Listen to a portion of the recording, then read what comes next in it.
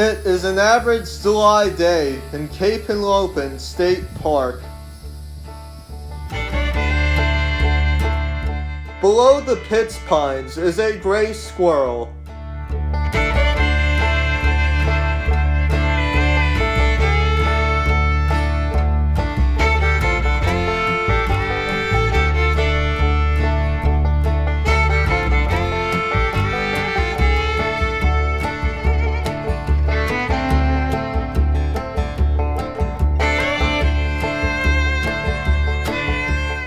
An osprey flies by.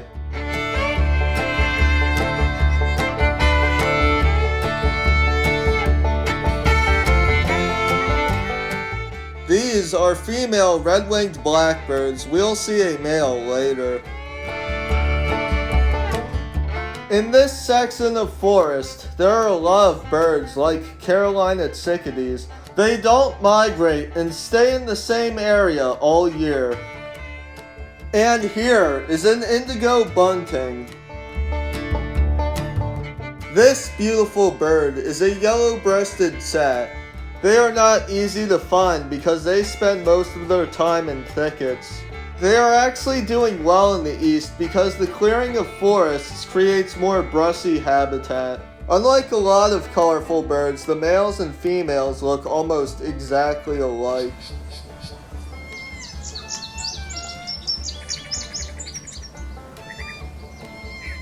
They used to be considered a species of warbler, but when you look at one, it doesn't really look like a warbler.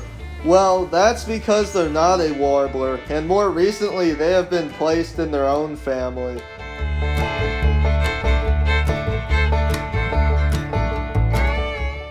We have finally arrived at our destination, Gordon Pond, which is home to many birds like snowy egrets. This right here is a greater yellowlegs. Here is a killdeer, which is actually a kind of plover. They can be found through most of North America and the Caribbean. Also, they can even be found in some parts of South America. This is a mourning dove. Okay, 2 mourning doves. There are some more snowy egrets.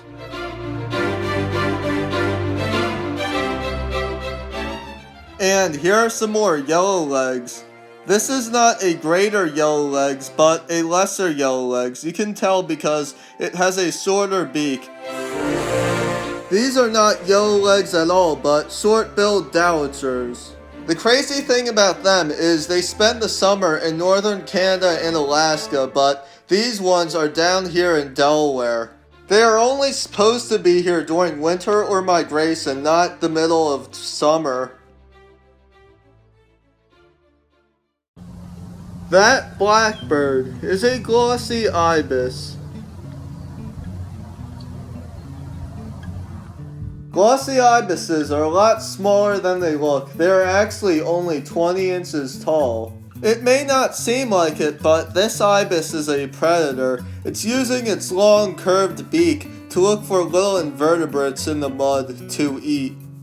Glossy ibises are found in wetlands along the eastern coast of the United States, from Louisiana to southern Maine. Glossy ibises certainly don't just live in the United States. They also live in the Caribbean, South America, Africa, Australia, Indonesia, and southern Eurasia, from Southeast Asia to southern Europe. Recently, they have been naturally moving to another place, Spain, probably because there are more rice farms there than there used to be. The point is, glossy ibises live all around the world. The oldest recorded one lived to be at least 21 years old. Glossy ibises are normally in groups together, but for some reason this one is alone. That's probably the reason why he went crazy, and now he thinks he's a snowy egret. That's why he joined this snowy egret flock.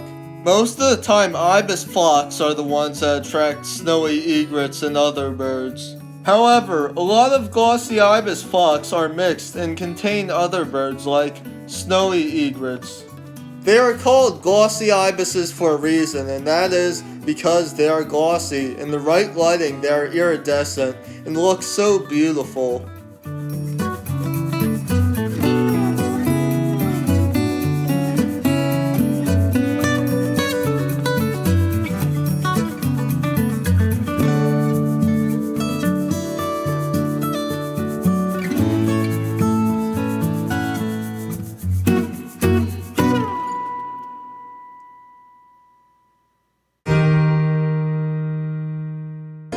In the marsh, there are other birds, terns. It's too far for me to tell what kind of terns they are, but if you want to learn about Least and Forster's terns, then watch this video.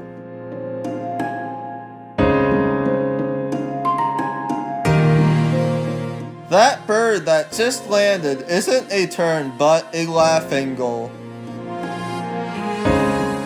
This is a green heron. And this is a great blue heron. Green herons are the second smallest heron species in North America. Also, they use tools. They drop pieces of bread or insects in the water to attract fish so they can eat them.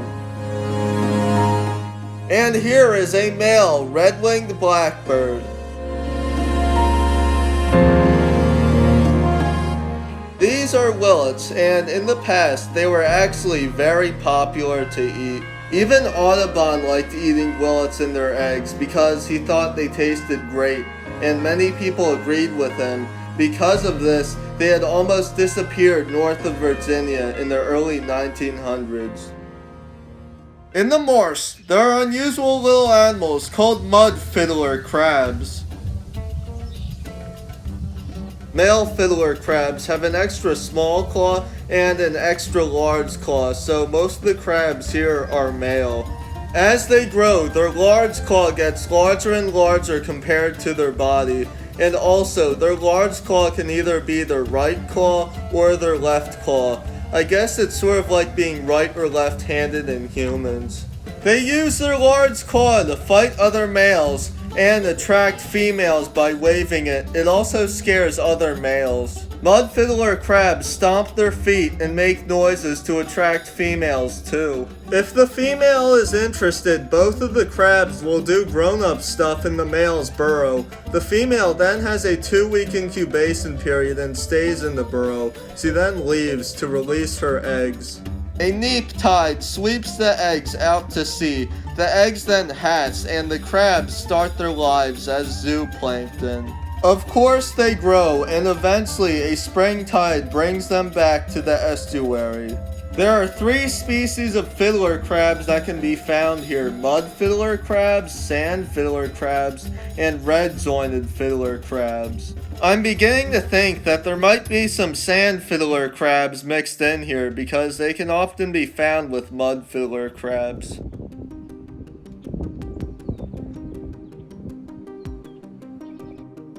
This is a turtle nest, and some turtles have hatched.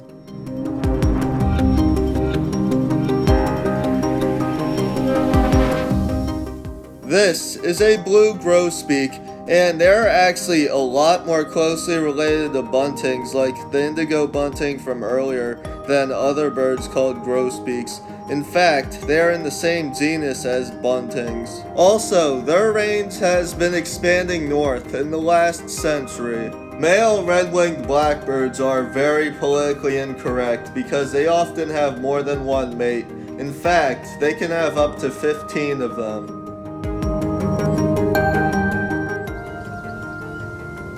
This generic flock of ducks is actually a bunch of hybrids between black ducks and mallard ducks.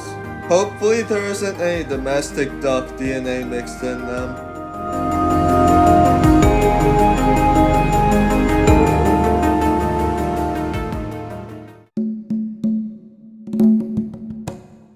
This snowy egret is hungry, so it is going to stir up the mud with its beak to scare creatures out of it, like this fish. Yum. This one is also hungry, but instead of scaring its prey, it's gonna wait for it to come to it. And look, it sees a fish and caught it. It's moments like these that make you glad you're not a fish, and they always rinse their beaks off after they eat.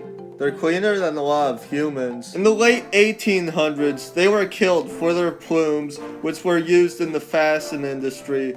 In fact, their plumes at one point were worth more than gold. As you can imagine, this wasn't good for the birds, but luckily, something was done about it in the 20th century, and now their population is expanding. This tern looks like a common tern because of its thin beak, but I'm not sure. I could be wrong. And this rabbit is an eastern cottontail. And here's another blue grosbeak. They seem pretty common down here. Thank you so much for watching to the end of this video, and if you haven't already, please subscribe. I will really appreciate it. And have a great day.